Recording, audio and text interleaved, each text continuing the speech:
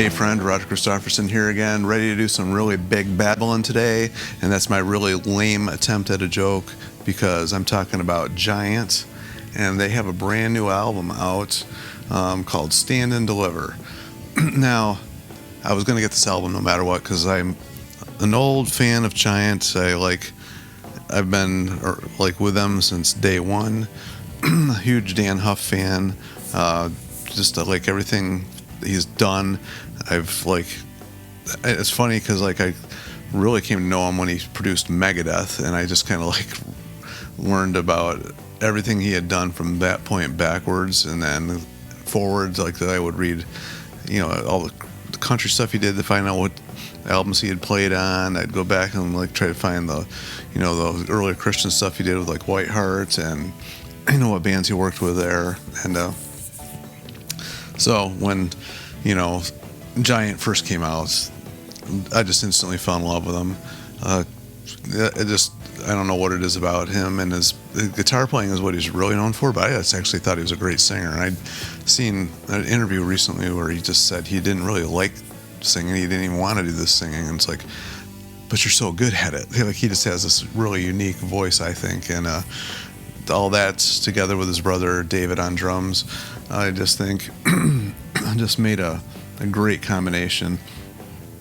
Now, when I heard that they were getting back, this is going way back, when I heard they were getting back together again, it was just going to be David and Mike, and I'll say his name wrong, Brignadello on bass, when they were going to reform, was not too excited to find out that Dan was not going to be involved. I've gotten every album, and it's not Giant. I mean, let's just face it, it's not. I know somebody's going to argue with me about that. It's got the rhythm section, you got the drums and the bass, but I mean, Dan really was the driving force, the sound. The guitar and the voice. He wrote the songs. Everything changed. Not to say that Giant, what they did from that point on, wasn't good, but nothing was the same. So this didn't have the magic for me anymore.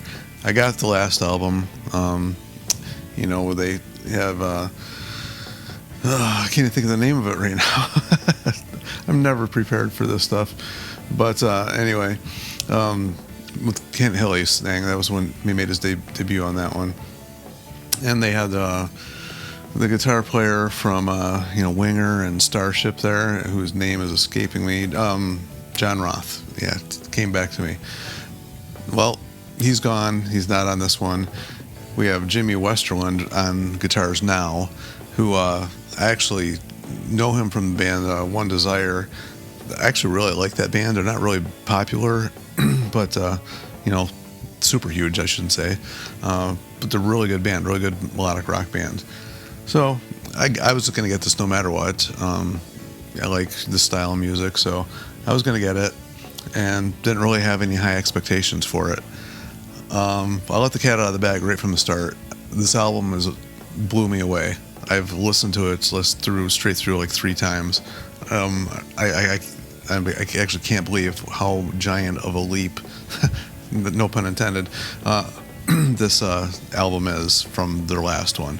It almost sounds like this would have been the perfect, next step after Dan left, and part of that might be because he wrote, or co-wrote, I should say, 3 of the songs on here, but these songs have that Giant feel.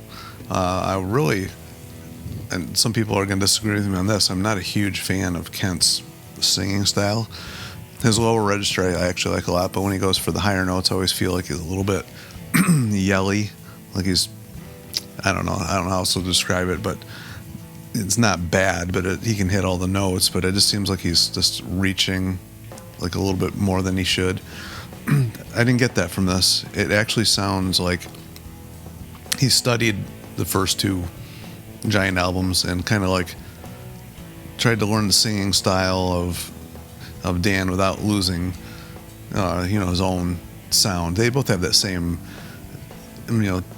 timbre to their voice, but it doesn't sound like he's copycatting Dan at all, but he definitely has the phrasing and a little bit of the emphasis in certain things here and there, a little bit more than he did on the last album. Trying to maybe fit the Giant sound a little bit better. And as far as the guitar playing goes, same thing. It sounds like they went for sounds, like tones and stuff that were very similar to what they used on the first couple albums. So I don't know if that was intentional, just how it worked out. I don't know, but I actually really enjoyed this. There's not a dud. There's not one dud on the album. I didn't listen to anything previous to this. I just got it. The first couple songs were really cool, rockers, but then I got to the song "Hold the Night," which I know. Probably everybody is going to make this comparison. They had a song called "Hold Back the Night" from the first album that was like my absolute favorite song, and I just thought it was kind of strange that they had a song now called "Hold the Night," but completely different. But that's probably the biggest hook so far, is that song right there, and it just really grabbed me a lot right there. The first two songs were cool, digging it, but right then "Hold the Night" was really kicked in. And it sounds like even the solos and all the little fills and stuff going on in the background, very Dan Huff sounding. I think it just feels like they really tried to get it to sound, that way.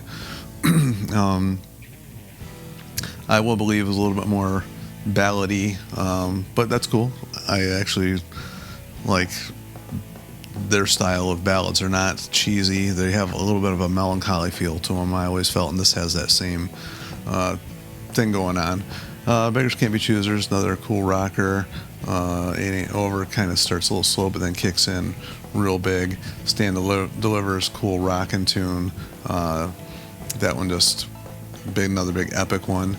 Now, Time to Call It Love is like one of the first ones here that Dan co-wrote with Mark Spiro, and that's a really cool song too. It's very AOR, very cool hook. And then Holding On for Dear Life is also another Dan Huff track, co-wrote with Van Stevenson. That one's got a little more of a rock feel to it, which just sounds like it could have been something on the first couple albums. And then the song Paradise Found, probably my favorite song on the whole album, actually. It's a ballad. I had actually heard this before with Dan singing it, because Van Stevenson, he had an album, I know he's passed away, but he had an album that came out just half a year ago or so. But what was it called? Same pen, different song, different voice. Gosh, I can't remember the name of it. Good grief, I hate it when I can't think of this stuff. But anyway, it's like a double album, and it had like all these different people that he had written with singing on it. I think there was a couple versions of this on there now. I haven't listened to it for quite a while. I listened when it first came out and I haven't gone back to it yet. But Dan sings this song on that album. So if you want to hear this song with Dan singing it, get that album. That whole album is great, by the way. That Van Stevenson album, awesome. I can't believe that more people don't know about him. That's and unfortunately he has passed away, but at least we still have that music, and it's even had a new album come out that just was that's probably the best thing he's released so far. Unfortunately, it's after he's passed, but at least we still get some good music. Just get to appreciate what he did. So check that album out too. And then it closes with the longest track on the whole album, Big Rocker, Pleasure Dome. Just a really cool way to end the album. Just perfect, actually, I think. So anyway, I was really super surprised with this, not expecting much, and got way over delivered on this one. So another a little bit of a cheesy joke there I did not mean to make. So anyway, if anybody else has any cool feelings about this album you want to share, anything you don't like about it you want to share, feel free as well. We can agree to disagree. And if you got any cool, Dan stories, giant stories, whatever you want to share, feel free. And as always, like, share, and subscribe to keep this music alive, because if they're going to keep putting out albums like this, I'm going to be standing in line with my credit card in hand, ready to get the next one. So until then, we will see you.